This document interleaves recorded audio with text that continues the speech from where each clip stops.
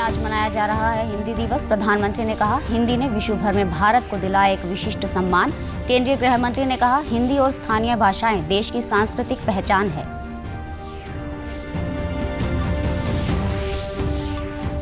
मुख्यमंत्री ने चंडीगढ़ में भारतीय विशिष्ट पहचान प्राधिकरण द्वारा आयोजित कार्यशाला का किया शुभारंभ। आधार कार्ड के उपयोग को सरल बनाने और तकनीक के साथ जुड़कर आधार के इस्तेमाल को बढ़ाने पर की गई चर्चा। केंद्रीय मंत्रिमंडल की बैठक में अंडर 17 महिला फुटबॉल विश्व कप की साइनिंग ऑफ गारंटीज की दी गई अनुमति। गोवा, नवी मुंबई और भुवनेश्वर में देश में 11 से 30 अक्टूबर तक आयोजित होगा विश्व कप।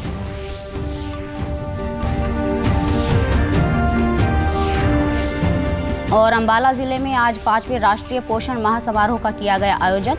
महिला एवं बाल कल्याण मंत्री कमलेश ढांडा ने कहा, सरकार महिलाओं और बच्चों के स्वास्थ्य को लेकर प्रयासरत।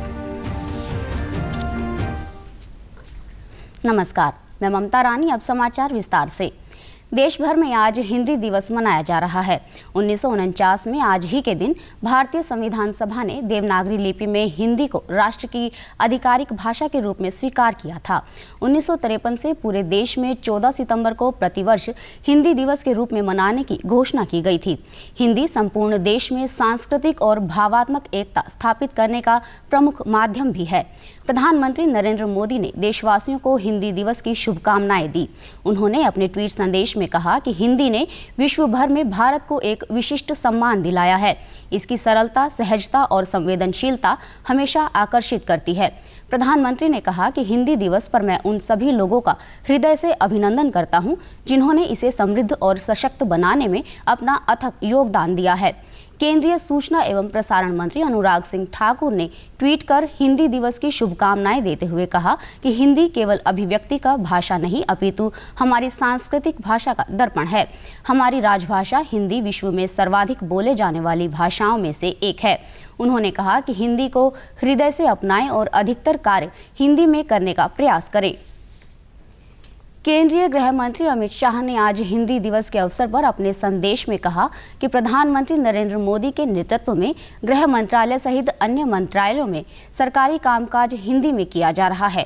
केंद्रीय गृह मंत्री ने कहा कि देश भर में राजभाषा के प्रयोग को बढ़ाने के लिए प्रयास किए जा रहे हैं। राज्य में हिंदी का प्रयोग अधिक हो, इसके लिए गृह मंत्रालय का राजभाषा विभाग निरंतर प्रयासरत है, जिससे विभिन्न मंत्रालयों विभागों में हिंदी का कामकाज तेजी से बढ़ा है। मुझे ये बताते हुए हर्ष हो रहा है कि वर्तमान में गृह मंत्रालय में ज़्यादातर कार्य हिंदी में किया जाता है तथा कई अन्य मंत्रालयों के माननीय मंत्रियों ने भी अपना अधिकांश कार्य राजभाषा हिंदी में करना शुरू किया है। केंद्रीय गृह मंत्री अमित शाह ने आज गुजरात के सूरत में दूसरे अखिल भारतीय आधिकारिक भाषा सम्मेलन का उद्घाटन किया। इस अवसर पर केंद्रीय गृह मंत्री ने कहा कि हमारी राजभाषा और हमारी स्थानीय भाषाएं विश्व की सबसे समृद्ध भाषाओं में से एक है। बात का संकल्प नहीं करते कि इस देश का शासन, इस देश का प्रशासन, इस देश का ज्ञान, इस देश का अनुसंधान हमारी भाषाओं में होगा, राजभाषा में होगा, तब तक इस देश की क्षमताओं का हम उपयोग नहीं कर सकते। मित्रों, ये सब चीजों को आज संकल्पित करने का दिन है। इसलिए मैं देश भर में, दुनिया भर में फैले हुए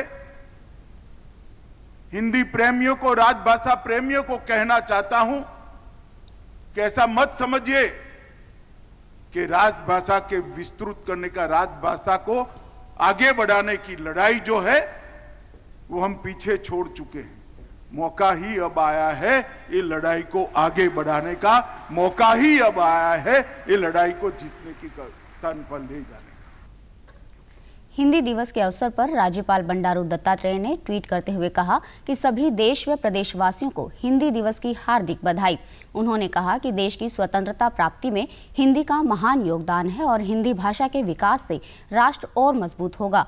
मुख्यमंत्री मनोहर लाल ने भी ट्वीट करते हुए कहा कि हिंदी भाषा देश का गौरव है और प्रत्येक हरियाणवी दिल से इसका सम्मान करता है। हिंदी की रक्षा के लिए चले हिंदी आंदोलन में भी राज्य के सत्याग्रहियों की अहम भूमिका थी।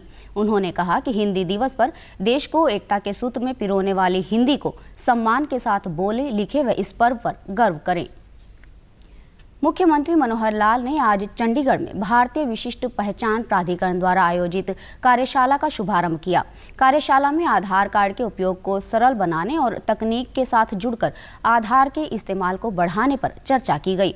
कार्यशाला को संबोधित करते हुए मुख्यमंत्री ने कहा कि भारत डिजिटलाइजेशन की ओर तेजी से बढ़ रहा है और देश में आधार कार्ड का बहुत महत्व है। उन्होंने कहा कि प्रदेश में परिवार पहचान पत्र बनाने में भी आधार लाभदायक सिद्ध हुआ है। हो रहे हैं, आधार इज वन ऑफ द, और दुनिया आश्चर्यचकित है कि 134 करोड़ लोगों का एक यूआईडी के अंतर्गत रजिस्ट्रेशन होना, इतना बड़ा डाटाबेस शायद दुनिया के किसी और देश ने अभी क्रिएट नहीं किया होगा। It's a wonderful achievement. और उसको अब चूंकि ये हर नई जो चीज होती है वो इवॉल्व होती है, इवोल्यूशन में समय समय पर कुछ कठिनाइयां भी आती हैं, कुछ में समय के हिसाब से चेंजेस भी होती हैं। उस फेज में हम लगातार चल रहे हैं, लगे हुए हैं। भारतीय विशिष्ट पहचान प्राधिकरण के सीईओ डॉक्टर सौरभ गर्ग ने भी आधार से संबंधित जानकारी साझा की। इंडिविजुअल बेनिफिशियरी ओरिएंटेड और even a group of beneficiaries जैसे फैमिली हो या सेल्फ हेल्प ग्रुप हो, किस तरह आधार का इस्तेमाल किया जा सके सो दैट जो बेनिफिट्स हैं आधार के, जो आपने मूवी में भी देखा, वो किस हिसाब से स्कीम में लाभ पा सकते हैं। ऑलरेडी हमारी करीब 1000 schemes are running on Aadhaar. 650 scheme हैं ऑफ द स्टेट गवर्नमेंट, सब मिला के 300 स्कीम्स हैं of the government of India. प्रधानमंत्री नरेंद्र मोदी की अध्यक्षता में आज मंत्रिमंडल की बैठक हुई। बैठक में लिए गए निर्णयों की जानकारी देते हुए केंद्रीय मंत्री अनुराग सिंह ठाकुर ने पत्रकार वार्ता में कहा कि मंत्रिमंडल ने अंडर 17 महिला फुटबॉल विश्व कप की साइनिंग ऑफ गारंटीज की अनुमति दी है। अब अंडर 17 महिला फुटबॉल विश्व कप 11 से 30 अक्टूबर तक भारत में आयोजित होगा। यह टूर्नामेंट गोवा, नवी मुंबई और भुवनेश्वर में आयोजित होगा। यूएफसी फीफा द्वारा करवाई जाएगी, उसकी साइनिंग ऑफ गारंटीज की अनुमति दी गई है। 11 अक्टूबर से 30 अक्टूबर तक अंडर 17 वुमेन वर्ल्ड कप होने जा रहा है। ये उसी तर्ज पर है जैसा 2017 में अंडर 17 मेंस वर्ल्ड कप हुआ था। और इस बार के जो under 17 women football world cup है, इसमें 16 टीमें भाग लेंगी। 11 अक्टूबर से 30 अक्टूबर तक इसको किया जाएगा। 3 शहरों में इसको खेला जाएगा, नवी मुंबई, गोवा और भुवनेश्वर में। इससे हमारी महिला खिलाड़ियों को, जिनकी फुटबॉल में रुचि है, उनको तो अच्छे अवसर मिलेंगे ही, फुटबॉल के खेल को भी देश भर में बढ़ावा मिलेगा। अंबाला जिले में आज 5वें राष्ट्रीय पोषण माह समारोह का आयोजन किया गया। इस अवसर पर मुख्य अतिथि के तौर पर महिला एवं बाल कल्याण मंत्री कमलेश ढांडा ने शिरकत की। समारोह में महिलाओं को शपथ दिलाई गई और बच्चों और महिलाओं को सम्मानित भी किया गया। महिला एवं बाल कल्याण मंत्री ने कहा कि सरकार महिलाओं और बच्चों के स्वास्थ्य को लेकर निरंतर कार्य कर रही है। उन्होंने कहा कि महिलाओं में एनीमिया को दूर करने के लिए उन्हें पोषक आहार के प्रति भी जागरूक किया जा रहा है। क्या क्या पोषण हमारे बच्चों को, माताओं को, बहनों को देना चाहिए, तो उसको लेकर ये कार्यक्रम किया गया। और यहाँ पर आपने देखा कि हमारी आंगनबाड़ी वर्कर संघ विभाग की तरफ से स्टार लगाए गए हैं और हर एक जगह का जो पोषण है, अच्छा पोषण हमारे बच्चों को मिले। कार्यक्रम में अंबाला की उपायुक्त डॉक्टर प्रियंका सोनी ने बताया कि पोषण माह को लेकर प्रदेश भर में विभिन्न कार्यक्रमों का आयोजन किया जा रहा है। कमिश्नर मेरा लगभग सभी विभागों से कोऑर्डिनेशन का और कार्य रहता है। जितने भी जिलों में मैं रही हूँ, मैं समझती हूँ यदि कोई विभाग ऐसा है जो सबसे ज़्यादा मेहनती है, सबसे ज़्यादा डेडिकेटेड है और सबसे ज़्यादा सिंसियर है अपनी ड्यूटी के प्रति, तो वो महिला एवं बाल विकास मंत्रालय है। कार्यक्रम में आई महिलाओं ने बताया कि उन्हें इस कार्यक्रम में भोजन और स्वास्थ्य संबंधी आवश्यक जानकारियाँ मिली। अपनी डाइट अच्छी रखो तो आने वाले टाइम में अपने बच्चों को बता सकेंगे, बच्चों की डाइट अच्छी हो सकेगी। यहाँ से जैसे कि सब्जियाँ, जंक फूड नहीं खाना चाहिए, बच्चों को हरी सब्जियाँ खानी चाहिए। उसके बाद बारे में बच्चों को बताना है और मैम ने राजबाला कटारिया मैम ने बहुत अच्छा बताया, उनके प्रति भी हम बहुत आगे। चौधरी चरण सिंह हरियाणा कृषि विश्वविद्यालय हिसार द्वारा आयोजित 2 दिवसीय कृषि मेले का आज समापन हुआ। इस मेले में प्रगतिशील किसानों द्वारा लगाए गए स्टॉल आगंतुकों के लिए आकर्षण का केंद्र बने हुए थे। लाला लाजपत राय पशु चिकित्सा एवं विश्वविद्यालय हिसार के वैज्ञानिक ने कहा कि कृषि विश्वविद्यालय द्वारा संपूर्ण आहार ब्लॉक उत्पाद बनाए गए हैं।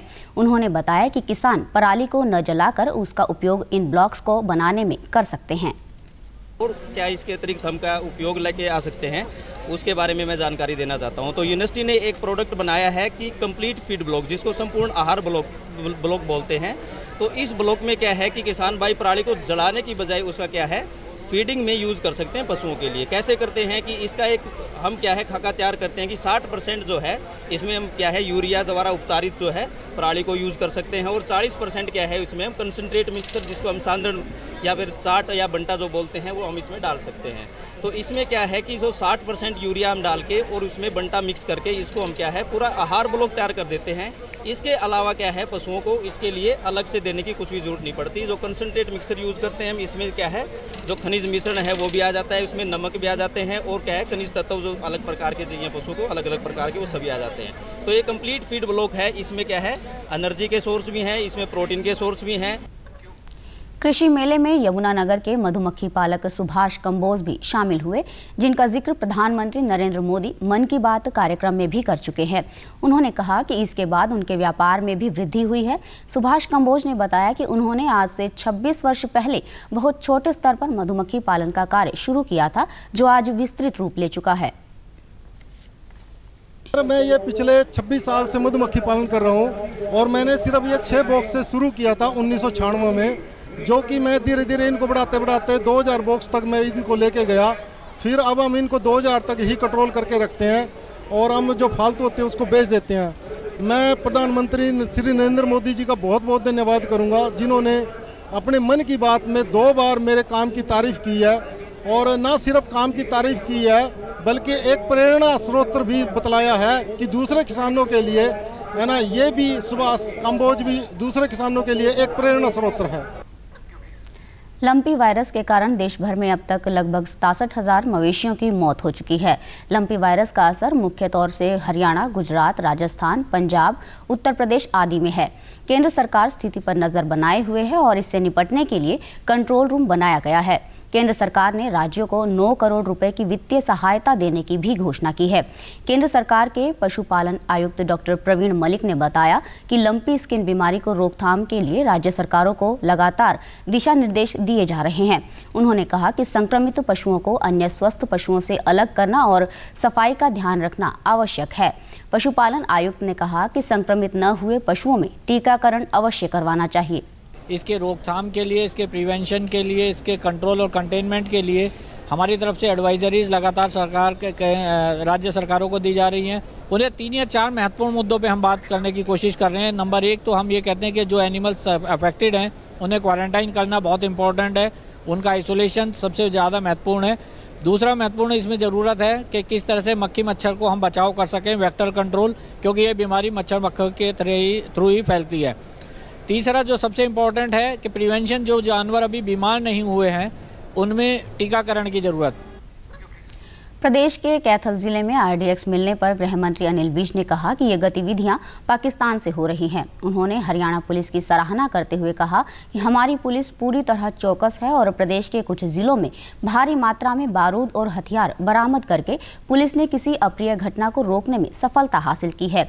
गृह मंत्री ने कहा कि ये सारी गतिविधियां पाकिस्तान से हो रही हैं और कुछ समय पहले विधायकों को धमकी मिलने का मामला भी पाकिस्तान से जुड़ा हुआ था।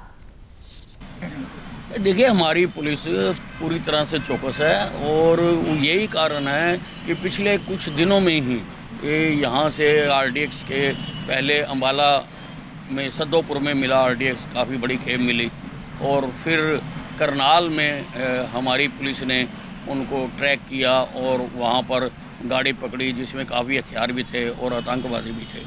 और अब जो है ये कैथल में कैथल जींद हाईवे के ऊपर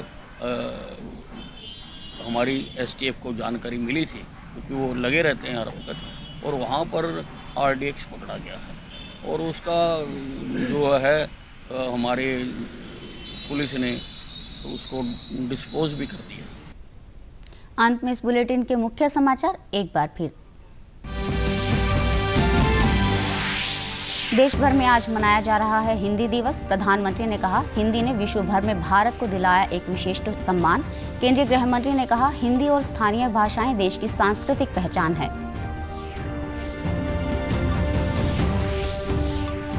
मुख्यमंत्री ने चंडीगढ़ में भारतीय विशिष्ट पहचान प्राधिकरण द्वारा आयोजित कार्यशाला का किया शुभारंभ।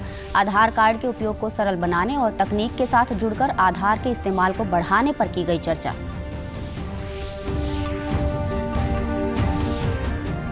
केंद्रीय मंत्रिमंडल की बैठक में अंडर 17 महिला फुटबॉल विश्व कप की साइनिंग ऑफ गारंटीज को दी गई अनुमति। गोवा, नवी मुंबई और भुवनेश्वर में देश में 11 से 30 अक्टूबर तक आयोजित होगा विश्व कप।